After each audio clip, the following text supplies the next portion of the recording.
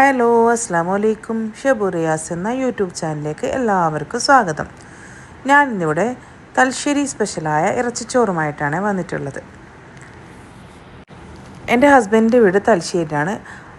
അവിടെ ആദ്യം ഞാൻ പോകുമ്പോൾ തന്നെ ഉമ്മാനെ വിളിച്ച് പറയും, ഉമ്മ എനിക്ക് ഇറച്ചിച്ചോറ് ഉണ്ടാക്കി തരണേ, കാരണം അത്രയ്ക്കും ടേസ്റ്റായൊരു സാധനം ഇത്. ഞാൻ അവിടെ നിന്ന് തന്നെയാണ് ഇത് പഠിച്ചിട്ടുള്ളത്. അവിടെ നിന്ന് ഇപ്പോൾ ഉമ്മയും താത്തയൊക്കെ നമ്മൾ ബിരിയാണിയൊക്കെ വെക്കുന്ന പോലെ വലിയ ചെമ്പിലൊക്കെയാണ് ഉണ്ടാക്കൽ.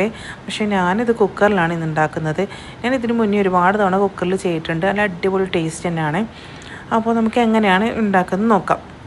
അപ്പോൾ ഇതിനാവശ്യമായിട്ട് ഞാനിവിടെ 3 ഉള്ളിയാണ് എടുത്തിട്ടുള്ളത്. 3 ഉള്ളിയും ഒരു 4.5 തക്കാളിയാണ് എടുത്തിട്ടുള്ളത്. തക്കാളി കുറച്ചധികം വേണം. പിന്നെ കുറച്ച് കറിവേപ്പില, പിന്നെ 1 കിലോ ബീഫാണ് എടുത്തിട്ടുള്ളത്. എല്ലോട് കൂടിയ ബീഫാണ്. പിന്നെ പച്ചമുളക്, ഇഞ്ചി, വെളുത്തുള്ളി ചതച്ചെടുത്തിട്ടുണ്ട്. അത് നിങ്ങൾക്ക് എരിവിന് ആവശ്യത്തിനനുസരിച്ചിട്ട് പച്ചമുളകൊക്കെ ഉപയോഗിക്കാം.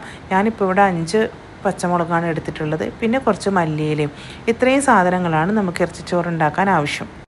പിന്നെ ഇതിലേക്ക് ആവശ്യമായ പൊടികളൊക്കെ ഞാൻ പാചകം ചെയ്യുന്ന സമയത്ത് പറഞ്ഞു തരാം. അപ്പോൾ ഇതിനായി ഞാനൊരു കുക്കർ അടുപ്പത്ത് വെച്ചിട്ടുണ്ട്. കുക്കറൊന്ന് ചൂടായിട്ട് വരുമ്പോൾ അതിലേക്ക് അല്പം ഓയിൽ ഒഴിച്ച് കൊടുത്തു. പിന്നെ കുറച്ച് ഉള്ളി ഇട്ട് കൊടുത്തു. 1 സ്പൂൺ ഉപ്പ് ആവശ്യത്തിന് നോക്കിയിട്ട് ചേർക്കാവുന്നതാണ്. അപ്പോൾ ഉള്ളിയും ഉപ്പും കൂടി നന്നായി വഴന്ന് വരുമ്പോൾ, ഓവറായിട്ട് വഴന്ന് വരേണ്ട ആവശ്യമൊന്നുമില്ല. അപ്പം പച്ചമുളകും ഇഞ്ചി വെളുത്തുള്ളി പേസ്റ്റ് കൂടി ചേർത്ത് അതിൻ്റെ പച്ചമണം മാറുന്നത് വരെ ഒന്ന് വഴറ്റിയെടുക്കുക. അപ്പോൾ നന്നായി പച്ചമണമൊക്കെ മാറി വന്നിട്ടുണ്ട്.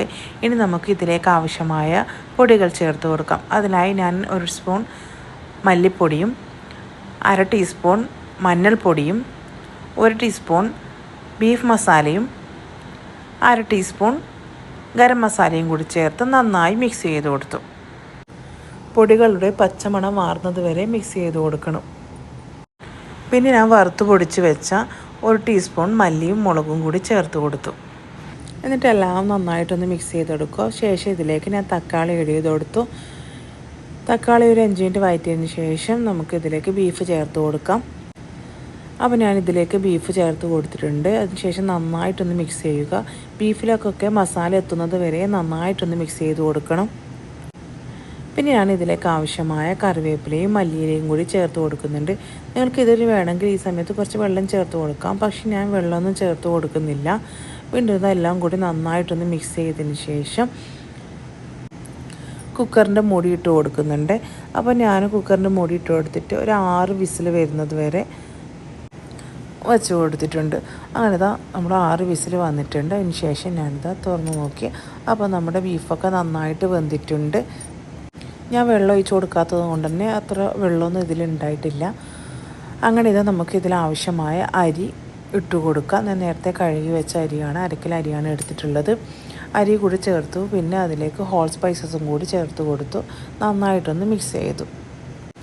ഈ സമയത്ത് നമുക്ക് ആവശ്യമായ ഉപ്പും കൂടി ചേർത്ത് കൊടുക്കാം. നേരത്തെ മസാലയിൽ ഉപ്പ് ചേർത്തിട്ടുണ്ട്. അപ്പോൾ നമ്മൾ ചോറ് വെക്കുകയല്ലേ, അപ്പോൾ അതിൻ്റെ കൂടി ഉപ്പ് ചേർത്ത് കൊടുക്കണം. അങ്ങനെ ഞാൻ 1.5 സ്പൂണാണ് ഉപ്പ് ചേർത്ത് കൊടുത്തിട്ടുള്ളത്.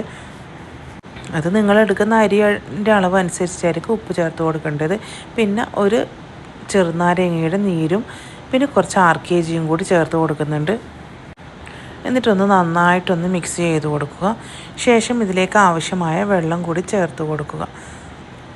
വെള്ളം ചൂടാക്കേണ്ട ആവശ്യമൊന്നുമില്ല, പച്ചവെള്ളം തന്നെ ഒഴിച്ച് കൊടുത്താൽ മതി. അങ്ങനെ ഞാനിത് ഇതിലേക്ക് ആവശ്യമായ വെള്ളം കൂടി ചേർത്ത് കൊടുത്തിട്ടുണ്ട്. ശേഷം വീണ്ടും നന്നായിട്ടൊന്ന് മിക്സ് ചെയ്തെടുക്കുക. നന്നായിട്ടൊന്ന് മിക്സ് ചെയ്തതിന് ശേഷം ഇതിലേക്ക് കുറച്ച് മഞ്ഞൾപ്പൊടി കൂടി ചേർത്ത് കൊടുക്കുക. മഞ്ഞൾപ്പൊടിയാണ് ഇതിന് മെയിനായിട്ട് ചേർക്കേണ്ടത്. ഒരു മഞ്ഞ കളറാണ് ഈ ചോറിന് ഉണ്ടാവുക. അപ്പോൾ അങ്ങനെ മഞ്ഞൾപ്പൊടിയും കൂടി ചേർത്ത് കൊടുത്ത് നന്നായിട്ട് ഇളക്കി ഇനി നമുക്ക് 1 വിസിൽ വരുന്നത് വരെ മൂടിയിട്ട് വെച്ച് കൊടുക്കുക. ഒറ്റൊരു വിസിൽ മാത്രമേ വരേണ്ട ആവശ്യമുള്ളൂ. കൂടുതൽ വിസിലൊന്നും വരണ്ട. വിസിൽ വരുന്നത് വരെ നമുക്ക് ഗ്യാസിലേക്ക് വെച്ച് കൊടുക്കാം.